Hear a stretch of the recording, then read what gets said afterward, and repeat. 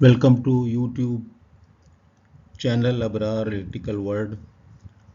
The channel is purely for educational purposes without any commercial activity and for the benefit of the junior engineers, especially students and the senior engineers as well. The topic of this lecture is shunt controller or shunt fact devices. Facts means flexible AC transmission type.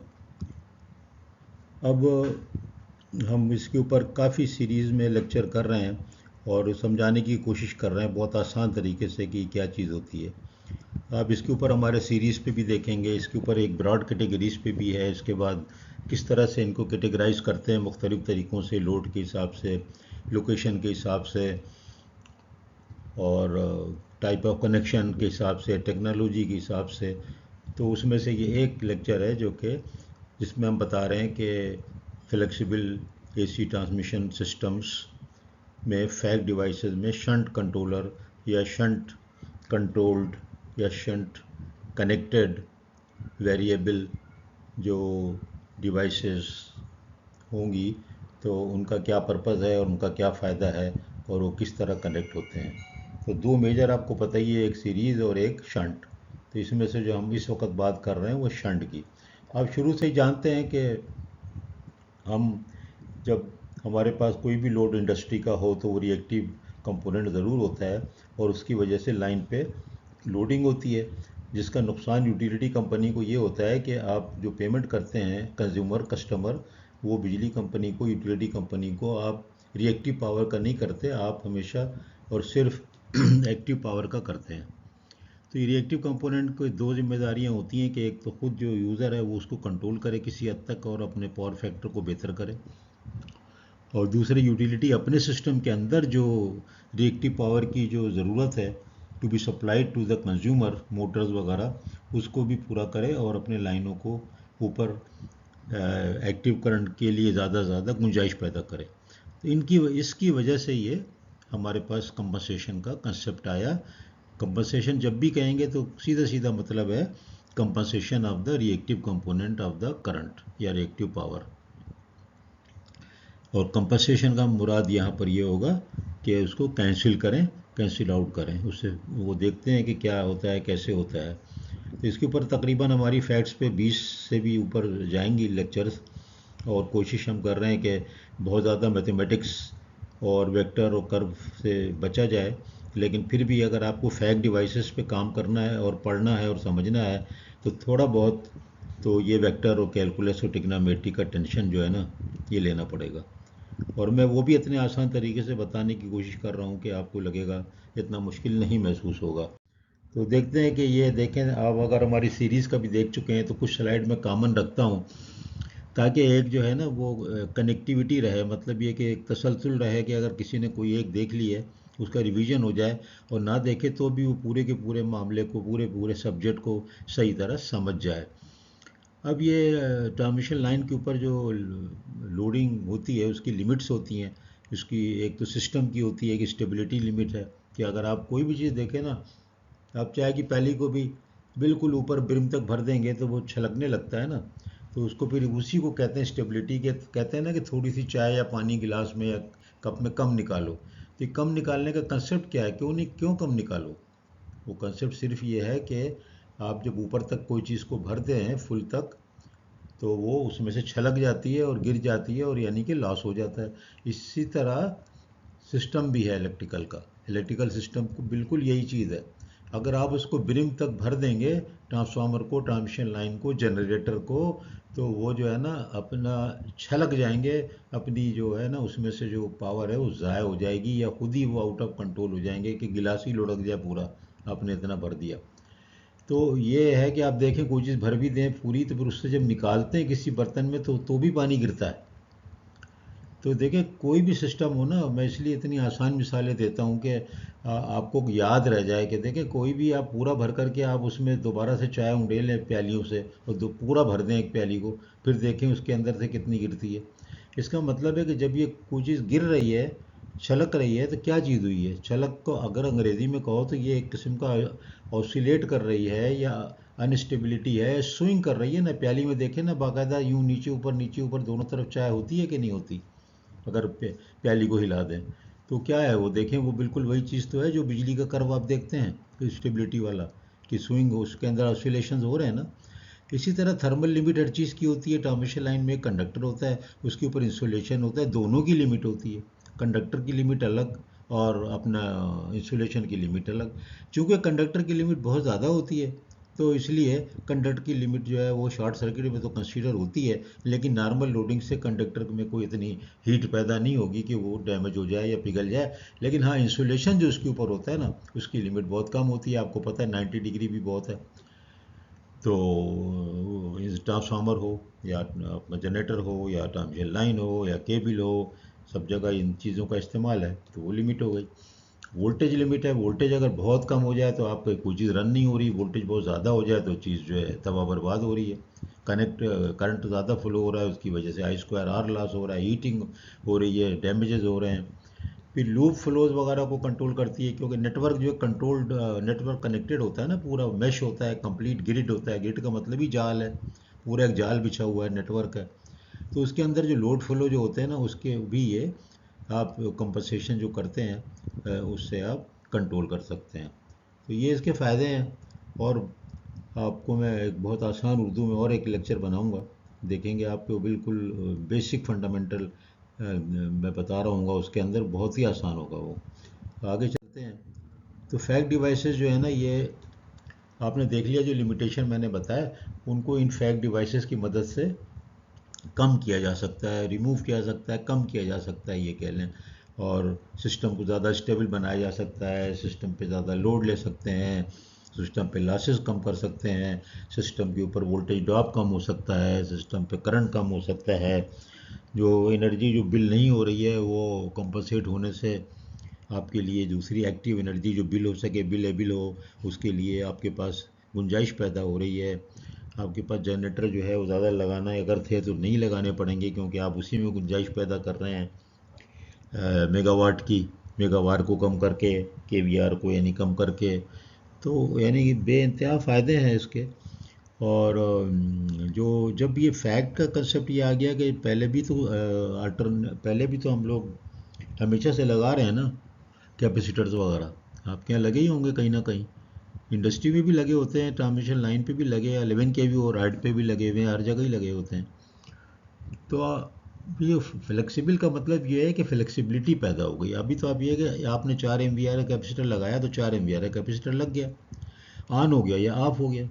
ये जो है ना flexible का मतलब जो है, ये flexible इस तरह है कि ये जो आपकी रिएक्टिव पावर है ना कैपेसिटेंस की, या कहीं पर रिएक्टेंस भी लगता है किसी खास पर्पज से, तो उसकी जो वैल्यू है ना वो फिक्स ना रहे, फ्लेक्सिबल हो जाए। वो फ्लेक्सिबिलिटी जो है we achieve through the application of power electronics.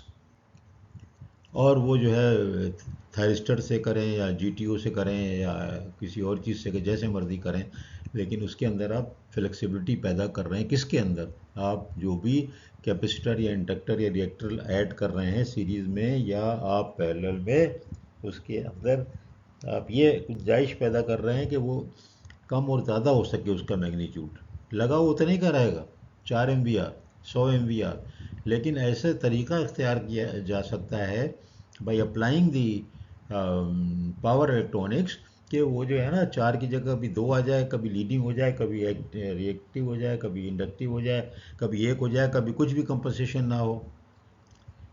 तो इसके जो मेजर 3 टाइप हैं, सीरीज, शंट और कंबाइंड।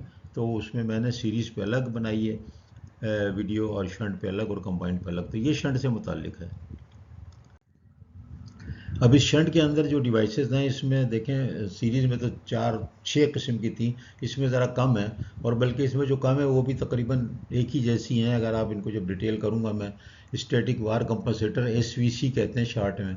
फिर स्टैटिक सिंक्रोनस कंपनसेटर, इसको सेटकॉम या सेटकॉन दोनों चीज़ का नाम है, लेकिन सेटकॉम कॉमन है, सेटकॉन पहले था। सेटकॉन का स्टेटकॉन का मतलब है कंडेंसर, और सिटकॉम का मतलब है कंपनसेटर। असल में पहले कंडेंसर होता था ना, जिसको ओवर एक्साइटेड चलाते थे। अब सिंक्रोनस मशीन को तो कैपेसिटिव इफेक्ट आता था, कैपेसिटिव पावर वो देने लगता था, तो कंपनसेशन होता था। तो इसको शुरू में स्टेट कंडेंसर भी कहा गया, और बाद में इसको स्टैटिक कंपनसेटर कहने लगे। तो स्टेट काम जो है ये बहुत मशहूर है, और इसमें दो किस्म के होंगे, विद और विदाउट स्टोरेज। विद का स्टोरेज और विदाउट स्टोरेज का मतलब है एनर्जी स्टोरेज असल में। और एनर्जी स्टोरेज का मतलब होता है, एनर्जी का मतलब हमेशा एक्टिव पावर है। तो एक्टिव पावर, आप इसमें एक्टिव पावर भी ले सकते हैं, दे सकते हैं, सिस्टम को एब्जॉर्ब भी कर सकते हैं। ये बड़ी इसकी खूबी है कि आप इसके अंदर सेट काम में आप एक्टिव और रिएक्टिव पावर दोनों को ही आप कंट्रोल कर सकते हैं, एब्जॉर्ब कर सकते हैं और जनरेट कर सकते हैं। यही चीज़ एक तरह के सीरीज़ वाले में भी होती है, जिसको कहते हैं ट्रिपल एस सी। तो वो ट्रिपल एस सी जो है, स्टैटिक सिंक्रोनस सीरीज़ कंपनसेटर, उसके अंदर भी ये चीज़ पॉसिबल होती है कि आप एनर्जी को, उसमें भी स्टोरेज लगता है, और लगा भी सकते हैं, नहीं भी लगा सकते। फिर स्टैटिक वार जनरेटर है, ये भी इससे मिलती जुलती चीज़ है, इनको अलग अलग डिस्कस करेंगे। और थायरिस्टर कंट्रोल ब्रेकिंग रजिस्टर है, इसका भी कहीं कहीं इस्तेमाल बहुत कम होता है। लेकिन असल जो आपको हमें पढ़ना है वो स्टैटिक वार कंपनसेटर एसवीसी, इसके सारे कंपोनेंट पढ़ाएंगे, समझेंगे, इसका कैसे काम करता है वो समझेंगे, इसका फ़ायदा क्या है, इसके क्या क्या कॉम्बो होते हैं वो सारे देखेंगे। फिर स्टैट काम के क्या क्या वेरिएशन है, और क्या क्या इसके कैसा प्रिंसिपल है, किस तरह से इसका काम करता है। ये दो चीज़ें बहुत डिटेल में पढ़नी है। आपका जो वास्ता पड़ेगा वो एसवीसी और सेटकॉम, ये दो लफ्ज़ों से ज़्यादा पड़ेगा, याद कर ले, एसवीसी और सेटकॉम। एसवीसी और सेटकॉम, स्टैटिक वार कंपनसेटर और सेटकॉम स्टैटिक सिंक्रोनस कंपनसेटर। तो ये याद कर लें कि ये चीज़ों से आपका वास्ता पढ़ने वाला है। ये मैंने इसमें एक एबीवी के लिटरेचर लाइब्रेरी से लेके मैंने पिक्चर लगा दी, लिख दिया एबीवी।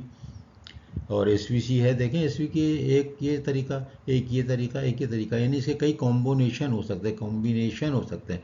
अब इसमें जो TSR है हम अलग से पढ़ेंगे, TSC अलग से पढ़ेंगे। अब देखें इसके अंदर ये हमारे पुराने वाले ज़माने के ये लगे हुए हैं ना, मैकेनिकली स्विच ऑपरेटेड कैपेसिटर लगे हुए हैं ना, ये देखिए लगे हुए हैं, ये लिखा है ना मैकेनिकली स्विच कैपेसिटर। ये वही हो गया जो हमेशा से सिस्टम में लगे हैं। यानी कि नए सिस्टम जो फ्लेक्सिबल वाला है उसके साथ भी देखें ये एसवीसी में कॉम्बिनेशन में लगे हैं। इस तरह यहाँ पर देखें ये फिल्टर लगे हुए हैं, हारमोनिक्स के लिए हैं, ये फिल्टर भी हारमोनिक्स के लिए हैं। तो देखें इसमें कई कॉम्बिनेशन है, और उसी हिसाब से नाम हो जाते हैं। यानी कि एक को कह देंगे हम TCSR डैश SVC, एक को कह सकते हैं TSC SVC, एक को हम तीनों का नाम लिख दें SVC। तो वो चार टाइप आप खुद बना लें। तो बेसिक फंडामेंटली समझने की बात है, रटने की बात नहीं है कि आप रट लें। और मैं शुरू से कह रहा हूँ कि आप उसके एब्रीविएशन को मत रटें, वो आपको कभी भी याद नहीं आएंगे वक्त पे, और वाइवे में नुकसान हो जाएगा। तो वो मेरे यही गुजारिश है कि कभी भी जो है ना इसके आप एब्रीविएशन जो लिखे हैं ना, इस पर गौर नहीं करें, इसको मत रटें। आप उसके ऑपरेशन और इस डायग्राम की शक्लों को याद रख के उसके नाम खुद ही याद हो जाएंगे। ये थायरिस्टर बना हुआ है, ये रिएक्टर लगा हुआ है, तो ये इसका नाम है थायरिस्टर कंट्रोल्ड रिएक्टर, या ये TSR है, थायरिस्टर स्विच रिएक्टर। अब स्विच और कंट्रोल का क्या फ़र्क है, कई दफ़ा बता चुका हूँ। स्विच का मतलब ये है कि वो तकरीबन ऐसे ही एक्ट कर रहे होते हैं जैसे कि ये फिक्स वाले होते हैं, ऑन ऑफ हो सकते हैं। लेकिन जो कंट्रोल का मतलब ये होता है कि वो कैपेसिटर एंगल उसके अंदर आप चेंज कर सकते हैं, और उसके हिसाब से मैग्नीट्यूड और एंगल वगैरह भी तब्दील कर सकते हैं। ये जो डिवाइस है शंट वाली स्टेट काम है, और ये SVC हैं, इसके अंदर आप एंगल भी कंट्रोल कर सकते हैं बस का, जिसकी वजह से पावर फ्लो यानी एक्टिव पावर कंट्रोल हो सकता है। इसके अंदर रिएक्टिव पावर भी कंट्रोल हो सकता है, यानी एक्टिव और रिएक्टिव दोनों पावर कंट्रोल होते हैं, और एंगल भी इसमें आप चेंज कर सकते हैं। ये सब हम अलग अलग पढ़ेंगे, ये मिला के पढ़ने वाली चीज़ नहीं होगी। अगर मिला के पढ़ेंगे तो कुछ भी समझ में नहीं आने वाला है। ये देखे मैंने एक फ़ोटो दे दी है कि ये ऐसे देखने में, अगर कहीं पर आपको कहीं साइट पे जाना पड़ जाए, इंटरव्यू हो, आप किसी ग्रिड पे जाएं कनाडा अमेरिका कहीं पर भी, तो आपको ये नज़र आ जाए इस किस्म की कोई चीज़, तो आप कम से कम समझ तो जाएं परेड को देख के, अच्छा ये वो चीज़ है। बहुत शुक्रिया। तो ये हमारी जो फैक्ट डिवाइसेस हैं इसके ऊपर मैं बहुत तफसीली जो लेक्चर कर रहा हूँ, इसकी वजह यह है कि जो नई जनरेशन है उसको इनसे बहुत जल्द और बहुत ज़्यादा वास्ता पड़ने वाला है। मैंने और भी लेक्चर में बताया कि these fact devices are actually challenging the expansion of the DC power, DC transmission line. क्योंकि देखिए ना, अब दो चीज़ों में मुकाबला हो गया कि एग्जिस्टिंग ट्रांसमिशन सिस्टम के अंदर गुंजाइश पैदा कर लें, और या हम जो है वो नई ट्रांसमिशन लाइनों को बनाएं। तो AC extension of transmission line and DC extension of transmission line दोनों स्लो डाउन हो जाएंगी जैसे जैसे फैक्ट डिवाइसेस बढ़ेंगी।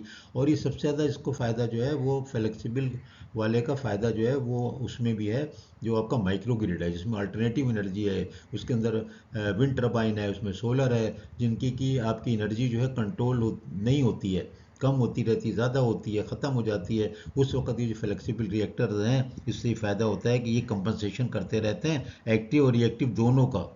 अगर एक्टिव एनर्जी ख़त्म हो गई तो वो भी ये सप्लाई कर देते हैं। और ये इतने बड़े बड़े और इतने पावरफुल आ गए हैं कि घंटों ये बिजली सप्लाई कर सकते हैं। एनर्जी स्टोरेज जिसमें एक मैग्नेटिक टाइप का होता है और एक जो होता है उसमें सुपर कंडक्टर होता है और एक सुपर कैपेसिटर। उनको आप जाके पढ़ सकते हैं, what is the super conductor energy storage and what is the super conductor और what is the super capacitor. तो वो इतनी ज़्यादा कैपेसिटी के हैं, वो घंटों भी बिजली सप्लाई कर सकते हैं, एक्टिव पावर और रिएक्टिव पावर। तो ये माइक्रो ग्रिड से इससे बहुत गहरा ताल्लुक है। और जो लोग ग्रिड माइक्रो ग्रिड पे काम कर रहे हैं तो वो सोलर के टेक्नीशियन बन रहे हैं ना हमारे लोग ज़्यादा, कि कैसे लगा लिया, उसके अंदर एक ब्रेकर और एक इन्वर्टर और एक कंट्रोलर ख़रीद करके बाज़ार से लगा लिया और वो कह दिया कि हम सोलर के एक्सपर्ट हैं।